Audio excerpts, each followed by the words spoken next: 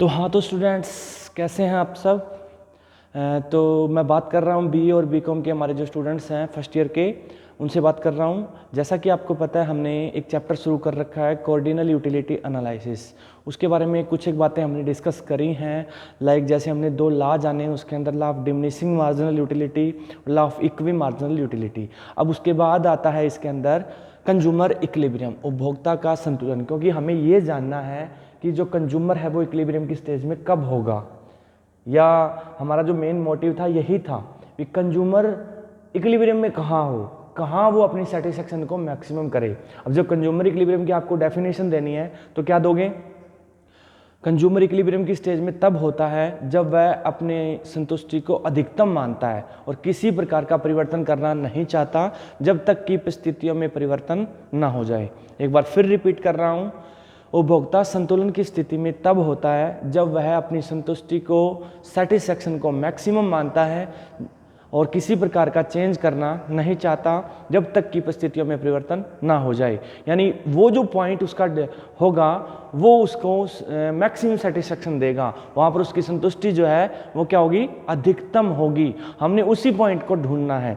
तो आपने ध्यान रखना है बच्चों कि जो कंज्यूमर इक्विलिब्रियम है वो हम 3 स्टेज में जानेंगे। पहला है one commodity with one use, यानी एक ही वस्तु हो और उसका एक ही उपयोग हो, एक ही प्रयोग हो, उसको उस केस में हम कंज्यूमर इक्विलिब्रियम अलग से जानेंगे। सेकंड है one commodity with several use, यानी गुड्स एक है और उसके यूज काफ़ी सारे हैं, सेवरल यूज हैं उसके, उस केस में उसका इक्विलिब्रियम अलग रहेगा। और थर्ड है सेवरल कमोडिटी, विभिन्न वस्तुएं, उस केस में जो इक्विलिब्रियम है कंज्यूमर का वो अलग रहेगा। तो हम इन तीनों के केस में अलग अलग कंज्यूमर इक्विलिब्रियम को फाइंड करेंगे और तीनों के केस में कंज्यूमर इक्विलिब्रियम की जो कंडीशन होगी वो अलग अलग रहेगी। तो सबसे पहले हम जान रहे हैं one commodity with one use, एक वस्तु है जिसका एक ही उपयोग है, उस केस में उपभोक्ता का संतुलन कहाँ होता है। तो क्लियर हुआ? तो आपने ध्यान रखना है जब one commodity with one use हो, एक वस्तु जिसका जब एक ही उपयोग हो, उस केस में जब हमें उपभोक्ता का संतुलन फाइंड करना हो तो उसकी एक कंडीशन होती है, वो क्या होती है? MU is equal to price, यानी जो मार्जिनल यूटिलिटी है वो किसके बराबर होनी चाहिए? प्राइस के। जहां पर ये बराबर हो जाती है वहां पर कंज्यूमर इक्विलिब्रियम की स्टेज में होता है जो one commodity with one use हो। ओके, अब बात करते हैं कि कहाँ इक्विलिब्रियम होगा। जैसे अब हम बात करें कि कोई भी गुड्स हैं, MU के बारे में आपको पता है, law of diminishing marginal utility उसके अंदर यूज होती है। जैसे जैसे एक्स्ट्रा यूनिट को कंज्यूम करेंगे उसकी जो MU है वो घटती चली जाएगी। उसी को मैंने टेबल में दिखाया है। पहली यूनिट को कंज्यूम किया, उससे MU मिली 50, सेकंड को कंज्यूम किया 40, थर्ड को कंज्यूम किया 30, फोर्थ को यूज किया 20, फिफ्थ को यूज किया 10। इसके बारे में हमने लास्ट वीडियो में जान लिया था। यानी जैसे जैसे हम एक्स्ट्रा यूनिट को कंज्यूम करेंगे जो उसकी MU है वो गिरती जाएगी, मैंने गिरती दिखाई है। अब आपको पता है प्राइस तो फिक्स होती है, MU जो है वो गिरती जाती है, बट प्राइस फिक्स होती है मार्केट की। ठीक है, तो प्राइस को हमने मान लिया क्या है, इसकी जो प्राइस है वो ऑलवेज क्या रहती है? 20 रहती है। क्या रहती है? 20 रहती है। लेकिन MU 50 से शुरू होकर 10 तक पहुंची है, इससे भी कम जा सकती है, लेकिन मैंने 10 तक दिखाया आपको। ठीक है, अब इक्विलिब्रियम कहाँ होगा? मैंने पहले भी बता दिया आपको कि MU जहां प्राइस के इक्वल हो वहां पर कंज्यूमर का क्या होता है? इक्विलिब्रियम होता है। अब देखिए 20 MU है और उसी पॉइंट 20 क्या है? प्राइस है। जहां पर ये दोनों बराबर हैं वहां पर क्या है? कंज्यूमर इक्विलिब्रियम की स्टेज में है। उतनी गुड्स को, उतनी क्वांटिटी को एक कंज्यूमर कंज्यूम करेगा तो वो अपनी सेटिस्फैक्शन को मैक्सिमम कर सकता है और वो कंज्यूमर इक्विलिब्रियम की स्टेज में होगा, किसी प्रकार का परिवर्तन नहीं करेगा क्योंकि वहां पर उसकी क्या सेटिस्फैक्शन मैक्सिमम है। अगर सिचुएशन चेंज हो गई तो उसमें चेंज कर सकता है, अगर सिचुएशन चेंज नहीं होती है, परिस्थितियां चेंज नहीं होती हैं तो वो इसी पॉइंट पर इक्विलिब्रियम में रहेगा। अब इसको मैंने एक डायग्राम से भी दिखाया है, देखिएगा डायग्राम से दिखाते हैं। वाई एक्सिस पे हम लेंगे MU और एक्स एक्सिस पे लेंगे जो यूनिट हम कंज्यूम कर रहे हैं। मैंने एक MU कर्व लगा दिया है जो आपको नजर आ रहा है। पहली यूनिट से 50 था, सेकंड से 40, जो हमने टेबल में दिखाया उस हिसाब से एक क्या लगा दिया? MU कर्व लगा दिया। ठीक है, और प्राइस जो है वो 20 पे क्या है? फिक्स है, 20 पे फिक्स है। अब यहाँ पर क्या है? इस पॉइंट पे MU भी 20 है और प्राइस भी 20 है, तो दोनों की इक्वल है और ये कंडीशन यहाँ पर फुलफिल हो रही है। तो यानी इस पॉइंट पर कंज्यूमर इक्विलिब्रियम की स्टेज में यानी 4 यूनिट को कंज्यूम करेगा तो वो अपनी सेटिस्फेक्शन को क्या कर सकता है, मैक्सिमम कर सकता है और इसी पॉइंट पर वो इक्विलिब्रियम में रहेगा। ठीक है, क्लियर हुआ। अब इसके अलावा जो MU प्राइस से ऊपर का जो भी MU है वो उसकी क्या हो जाएगी, कंज्यूमर सरप्लस हो जाएगी, उसकी क्या हो जाएगी, बचत हो जाएगी यहाँ तक। ठीक है, क्लियर हुआ। जब MU प्राइस के इक्वल है वहां पर उसकी जो कंज्यूमर सरप्लस है वो क्या होगी, 0 होएगी, यहाँ पर 0 होएगी क्योंकि जितनी MU है उतनी क्या उसकी प्राइस है। क्लियर हुआ। तो ये ऊपर का पार्ट इसको हम क्या कह सकते हैं, कंज्यूमर सरप्लस बोल सकते हैं क्योंकि ये 50 मिला, 40 मिला, 30 मिला, 20 पे 0 हो गया, तो ये कंज्यूमर सरप्लस है। इक्विलिब्रियम में कहाँ होगा, जहाँ पर वो MU और प्राइस इक्वल हो। तो ये आपने पहली केस के अंदर बताना है कि वन कमोडिटी जब वन यूज हो उस केस में कंज्यूमर इक्विलिब्रियम इस पॉइंट पे होगा। ओके, उम्मीद है समझ में आया होगा। अब हम बात करेंगे one commodity with several use, यानी गुड्स तो एक हो, कमोडिटी तो एक हो और उसके यूज एक से क्या हो, ज़्यादा हो, 2 हो, 4 हो, 5 हो। तो हमने क्या है, 2 यूज लेके हम इस एग्जाम्पल को सेट करते हैं कि कहाँ पर वो इक्विलिब्रियम की स्टेज में होगा। अब देखिए, एक ऑयल है, जैसे हम कहते हैं मिट्टी का तेल है, कैरोसिन है।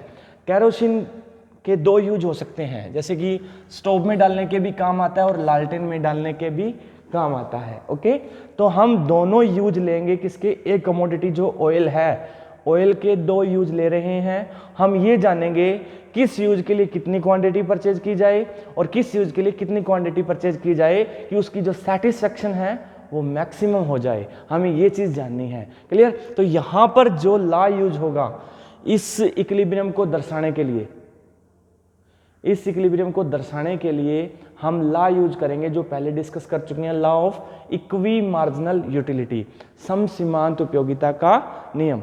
इस नियम के बारे में हमने लास्ट वीडियो में डिस्कस कर लिया था, दोबारा रिपीट कर रहा हूं। ये ला क्या कहता है, समसीमांत उपयोगिता का नियम। इस नियम के अनुसार अगर उपभोक्ता अपनी संतुष्टि को अधिकतम करना चाहता है तो उसे अपनी सीमित आय इस प्रकार खर्च करनी होगी कि खर्च की गई मुद्रा की अंतिम इकाई, मनी की लास्ट यूनिट से मिलने वाली जो सीमांत उपयोगिता है, मार्जिनल यूटिलिटी है, वो क्या होनी चाहिए, बराबर होनी चाहिए। 2 गुड्स ले रहे हैं तो दोनों की MU को देखेंगे। अब यहाँ पर 2 यूज हैं तो दोनों, एक यूज पे जो लास्ट रुपया खर्च किया, दूसरे यूज पे जो लास्ट रुपया खर्च किया, उन दोनों लास्ट रुपए की दोनों यूज के लिए MU देख लेंगे। ठीक है, हम क्या देख लेंगे यहाँ, MU ऑयल इन स्टोव। ठीक है, लास्ट रुपया ये इक्वल हो MU ऑयल इन लालटेन, ये क्या होनी चाहिए, बराबर होनी चाहिए। ये क्या होगी, इक्विलिब्रियम की कंडीशन होगी इस सेकंड केस के लिए।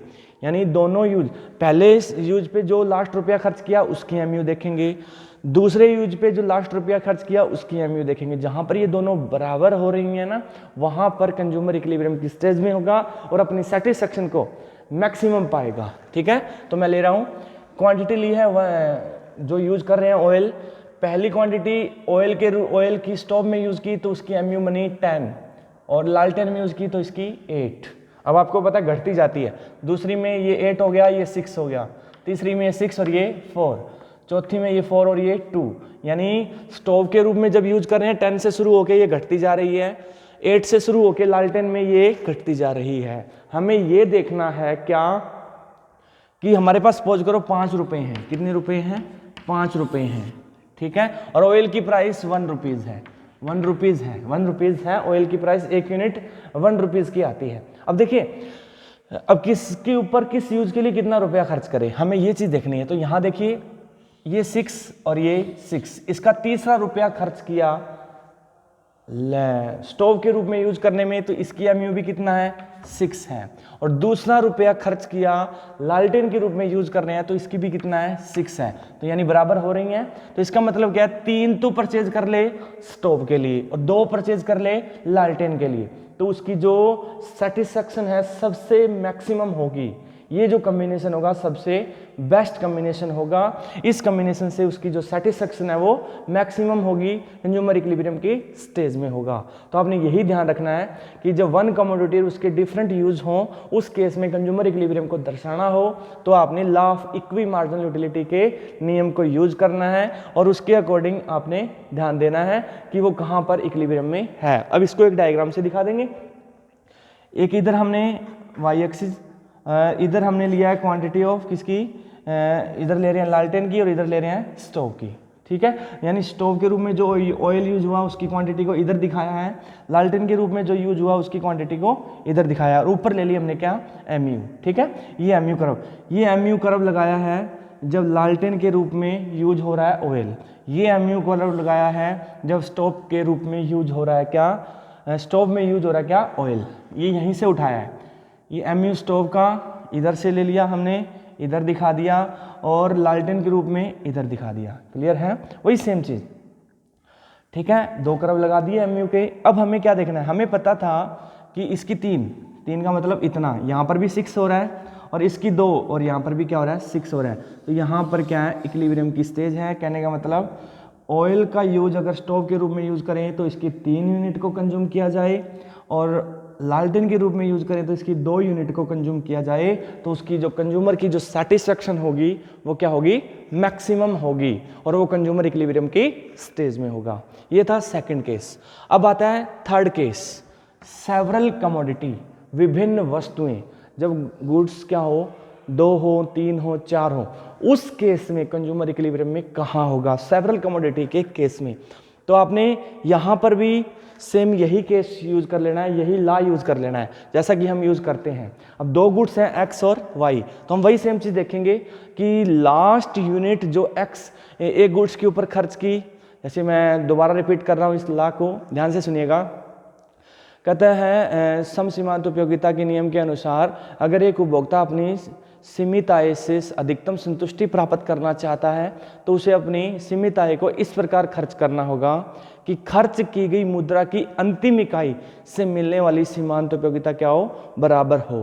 कहने का मतलब x के ऊपर जो अंतिम रुपया खर्च किया उसकी एमयू, y के ऊपर जो अंतिम रुपया खर्च किया उसकी एमयू, ये बराबर होनी चाहिए। अगर 3 गुड्स हैं, 4 गुड्स हैं, तो उनकी भी अंतिम रुपया जो उसके ऊपर खर्च कर रहे हैं उनकी एमयू को इसके बराबर अगर करेंगे तो वो जो कम्बिनेशन बनेगा वो सबसे बेस्ट कम्बिनेशन होगा, और उससे उसकी सेटिस्फेक्शन क्या होगी, मैक्सिमम होगी।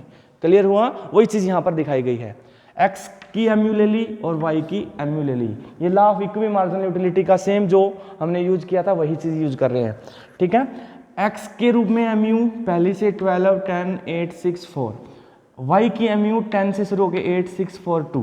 क्लियर, कहता क्या है, उसके पास 5 रुपए हैं, उसको जानना है x पे कितना खर्च करे, y पे कितना खर्च करे। 5 रुपए है, 1 रुपए का 1 यूनिट आती है, तो इसके ऊपर 8, यानी तीसरा रुपया इसके ऊपर खर्च किया उसकी 8, दूसरा रुपया खर्च किया इसकी 8। क्लियर हुआ, तीसरा रुपया खर्च किया 8, दूसरा रुपया खर्च किया इसकी 8, बराबर हो रही है एमयू, बराबर हो रही हैं। तो कहने का मतलब इसके ऊपर 3 रुपये खर्च करे और इसके ऊपर 2 रुपये खर्च करे तो उसकी जो सेटिस्फेक्शन है वो मैक्सिमम हो सकती है।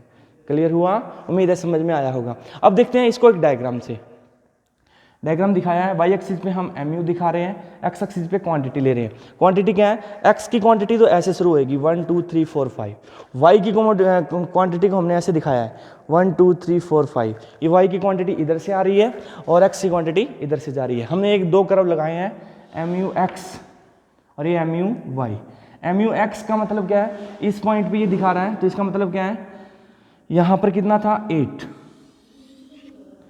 ये 8 यहाँ पर क्या है, एमयू है दोनों की एमयू कितना है 8 है दोनों साइड से, ठीक है। तो इसका मतलब क्या है, एमयू वाई एक्स दिखा रहे हैं ये वाला एमयू एक्स का मतलब, ये जो एमयू एक्स का कर्व ये क्या दिखा रहा है कि 3 यूनिट को कंज्यूम करने से इसकी एमयू थी तीसरे के ऊपर कितनी 8, और इधर से 0 1 2 2 यूज करने से ये एमयू कर्व ये क्या बता रहा है कि यहाँ पर 2 यूनिट कंज्यूम करने से इसकी भी कितना है 8 है, यानी MUX कर्व और MUY दोनों बराबर जहाँ पर हैं वहाँ पर इक्विलिब्रियम की स्टेज है। और वो हमें ये बता रहे हैं कि X की तो 3 यूज की जाएं, Y की 2 यूज की जाएं तो उसकी सेटिस्फेक्शन क्या होगी, मैक्सिमम होगी, वहाँ पर कंज्यूमर इक्विलिब्रियम की स्टेज में होगा और अपनी सेटिस्फेक्शन को मैक्सिमम करेगा और किसी प्रकार का चेंज करना नहीं चाहेगा जब तक कि परिस्थितियां न बदल जाएं। तो ये था तीसरा केस।